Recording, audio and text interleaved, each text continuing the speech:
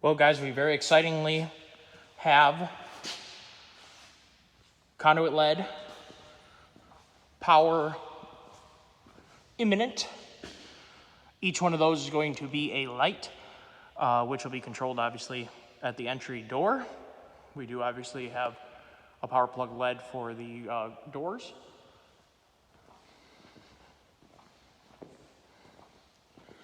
Now, like I talked about before, we're gonna have a big power right here.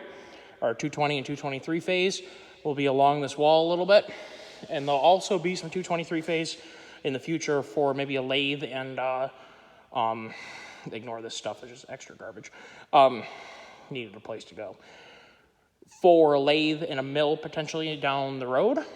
So we'll have our car lifts here where the Windstar is basically, is where they're set to go. And I believe they will be fed down from the top.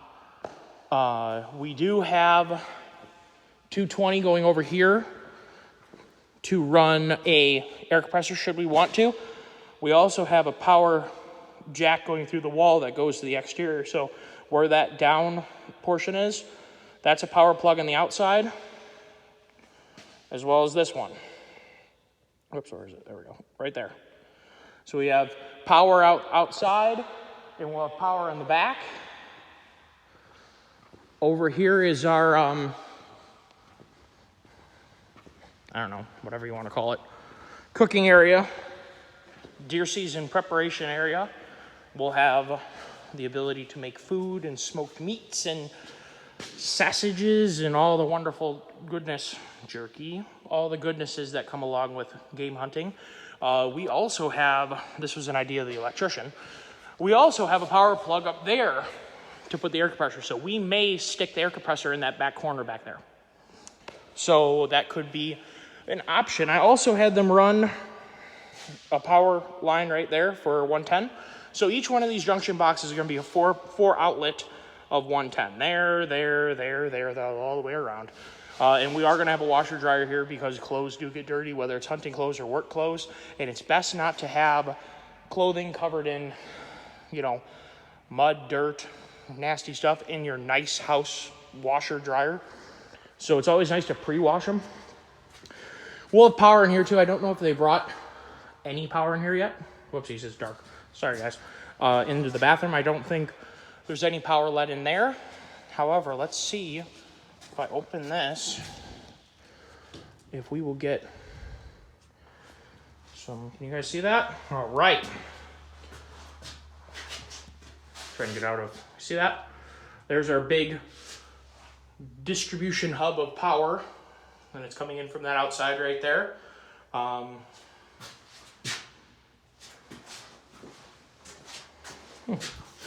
Yeah, this moved. Oh, you know why? I bet because they were running power back there.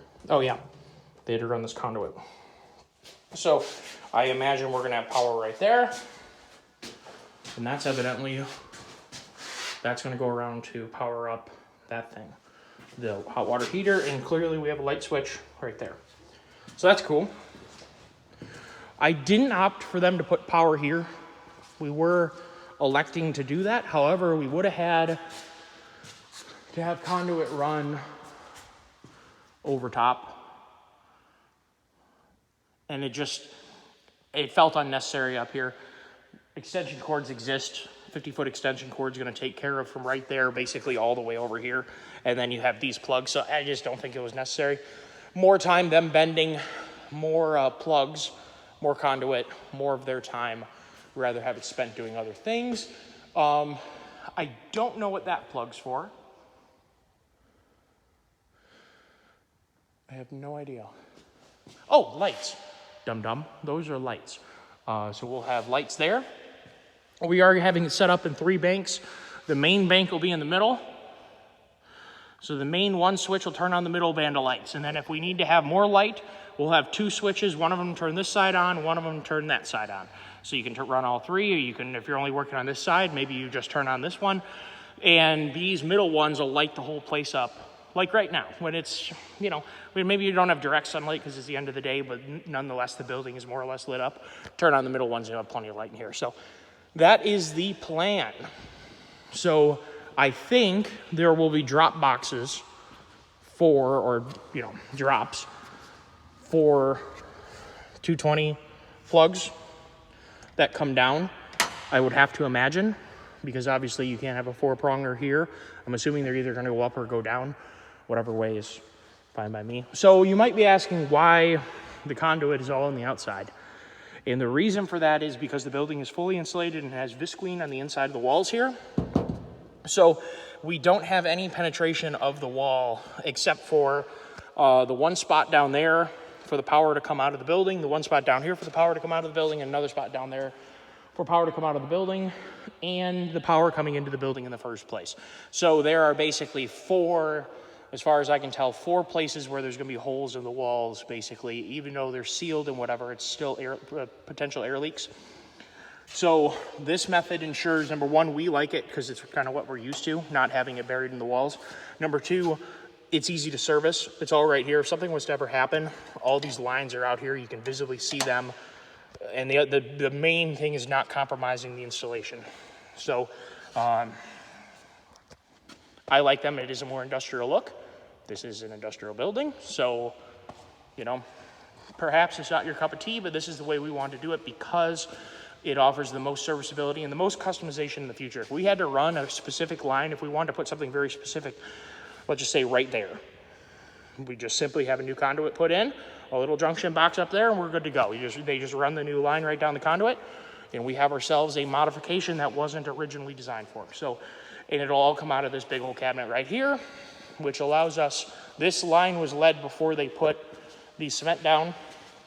As you can see, it's buried in the cement, so that they could run a line direct from over there, direct to this box to power it up. So this brings the power over to this side of the building. It means that they can use some really heavy gauge wire and bring power directly to right here. So that's pretty cool. That kind of wraps up, I suppose, where we're at right now. They clearly have power wires in here. Excuse me, I'm burping a lot lately.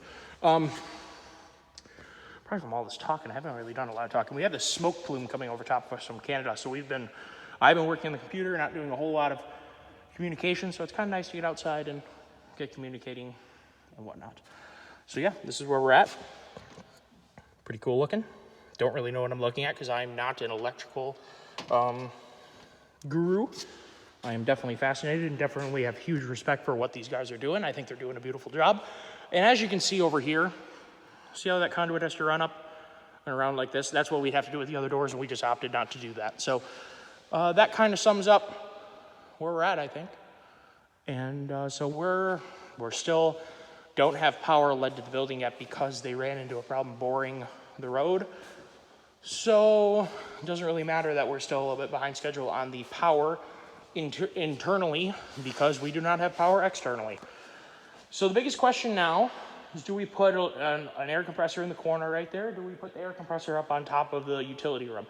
If you guys have an opinion, or if you guys have set up a shop in a similar manner and have an opinion on this, or have experiences or bad experience, good experience with that setup, please let me know. Because this is obviously an out-of-the-way corner. It could be tucked in the corner. It's really not going to take up much space. And in the same way, it could go up there and really not take up any useful space up top. So why don't you guys, if you want to, post a comment. Tell me what you think. I think we can fit it up there. We should have, I think, 7 foot of vertical height there. So that should be plenty for the air compressor. So if you have an opinion on this, let me know. I don't really, either way, seems like there'd be less noise over there because we'd be tucking it away from maybe where we're working. So when the thing's trucking along, we're not listening to it. I don't know.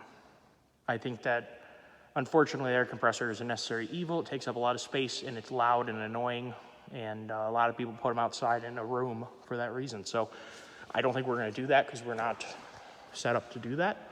So I'm kind of leaning toward putting it up on top of there because that's what the electrician recommended, and I think that's not a terrible idea. However, we do have it wired over here so that we could have that option. So, yeah, leave a comment if you liked the video. Hit the like button.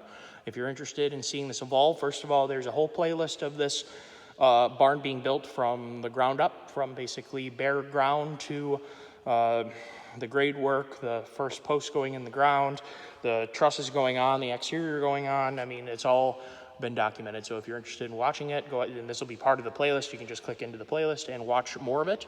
If you enjoyed the video, hit the subscribe button, and that would make sure that you get updated whenever a new video is posted. Tell me what you think about how the barns turned out. I'm curious to know what you guys think. It's come a long way since we were standing on bare dirt. Right here. At one point, this was bare ground.